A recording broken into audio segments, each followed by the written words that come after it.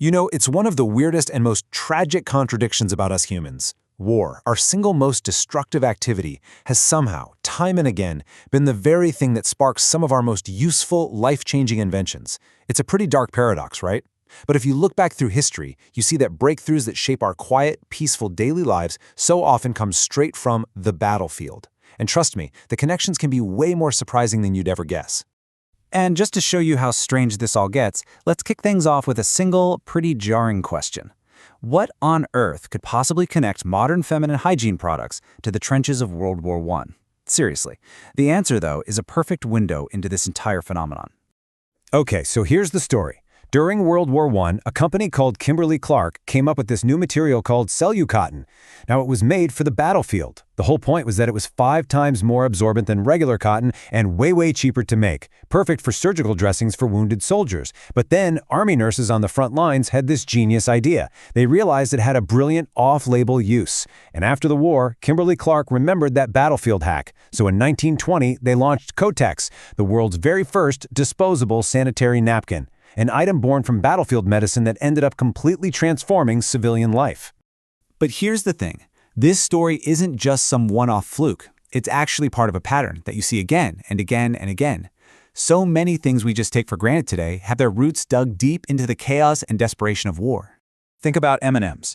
The whole idea came about when Forrest Mars saw soldiers in the Spanish Civil War eating these little chocolate pellets with a hard candy shell so they wouldn't melt. He took that idea, got a patent, and during World War II, M&Ms were sold exclusively to the U.S. military. They were the perfect high-energy, heat-resistant snack for a soldier in the field. Or what about the entire category of SUVs? Every single one of them owes its existence to the granddaddy of them all, the Willys MB, which we all know as the Jeep. It wasn't designed for a weekend camping trip, that's for sure. It was built because the U.S. government needed a light, tough, go-absolutely-anywhere vehicle that could handle the brutal terrain of World War II. A tool of war that accidentally created a multi-billion-dollar consumer market. And get this, how about the very technology you're probably using to watch this right now, the internet? It started out as ARPANET, a U.S. military project. The whole goal was to create a decentralized communication network that could actually survive a nuclear attack. The idea was if one part of the network got destroyed, messages could just find another way around. That core idea of resilience, born straight out of Cold War paranoia, is what makes our global network even possible today. So this all leads to the big question. Why? Why does the absolute worst thing humans do so often lead to these incredible leaps forward? Well, it turns out that a wartime environment creates this perfect storm for innovation. Let's break down the key ingredients. First off, you've got an urgent existential need. This isn't about hitting quarterly profits. It's about national survival. That's the ultimate motivator. Second, governments basically open up the money fire hose. Budgets that would be completely unthinkable in peacetime just become normal. Third, the tolerance for risk goes through the roof. Normally, you test a new technology for years and years. In a war, you throw everything at the wall just to see what sticks. And finally, you need mass production on a scale that is just mind-boggling, which forces industries to perfect standardization and efficiency. Now, this unique environment doesn't just create new inventions, it builds corporate empires. A lot of the biggest household names in the world either got their start or became industrial giants by winning massive military contracts.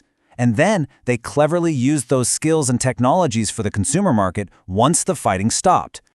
I mean, just look at DuPont. They started out as the main gunpowder supplier for the U.S. military. During World War II, their brand new invention, nylon, wasn't for stockings, it was for parachutes and ropes. They even helped build the nuclear reactors for the Manhattan Project. Then, after the war, that exact same chemical expertise gave us Teflon for our nonstick pans, Lycra, and Freon for our fridges. And if you think that's wild, how about the Zinger sewing machine company? A symbol of quiet domestic life, right? Well, during the World Wars, they completely retooled their factories. The exact same precision engineering that made their sewing machines was used to pump out millions of artillery shells, grenades, and pistol parts for the U.S. government. In the U.S. during World War II, this whole process got super organized by a group called the Office of Scientific Research and Development, or the OSRD. It was basically a government agency created to turn science into weapons. They poured billions into universities and private labs, and like the New York Times said back then, it became a huge test tube for military breakthroughs. And one of their greatest successes changed modern medicine forever. Yeah, the story of penicillin is probably the most powerful example of all of this. Alexander Fleming actually discovered it way back in 1928, but the idea just sat there for over a decade because drug companies in the UK didn't really see how they could make money from it. Then, World War II happened. The OSRD immediately saw its potential to save soldiers from infected wounds, which, by the way, used to kill more people than bullets. So they funded the research, and this is the key part, they connected the scientists with a company called Pfizer. Now, Pfizer had perfected this process of deep vat fermentation for making citric acid for sodas. It just so happened that this exact same industrial process was perfect for mass-producing penicillin. So get this. Without the war's insane funding and desperate need, penicillin could have just stayed a weird curiosity in a lab for decades.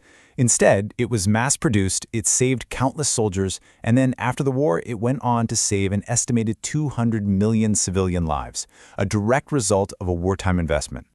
Now, this isn't all just ancient history. This exact same dynamic is playing out right now, on battlefields today. And the perfect example is the drone. Drones started out as these expensive, high-end tools for Hollywood movies and military surveillance.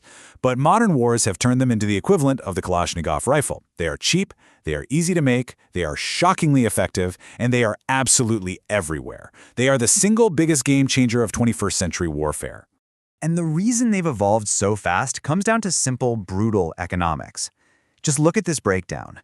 A pilot can use what's called an FPV kamikaze drone, which costs maybe a few $100, to destroy a main battle tank that's worth millions of dollars. That incredible cost difference is forcing this explosion of innovation in drone tech, in countermeasures, in tactics, all at a speed that would just be impossible in peacetime. And you can already see the parallels to the past, right? The artificial intelligence being developed at lightning speed right now for autonomous targeting and drone swarms, well, that could very easily become the backbone of tomorrow's automated delivery networks. The tech developed to deliver a warhead in battle could be the same tech that delivers your packages. So, after looking at all these examples, from sanitary pads to the internet to penicillin, we're left with a really deeply uncomfortable question. We can see the progress for sure, but we have to ask ourselves, at what price? So, what's the bottom line here? It's pretty clear that a lot of our everyday stuff has surprising military roots. War just creates that unique, high-pressure incubator. It has the urgency, the funding, and the risk-taking to force rapid change. And this has led to massive breakthroughs that are often, thankfully, repurposed for peaceful, constructive uses later on. Which brings us to the final haunting question. We can clearly see the link between conflict and innovation. We can trace the path from the battlefield right into our homes. But you have to wonder, was the bloodshed necessary?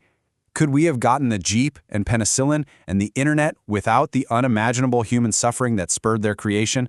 That's the paradox we're left with.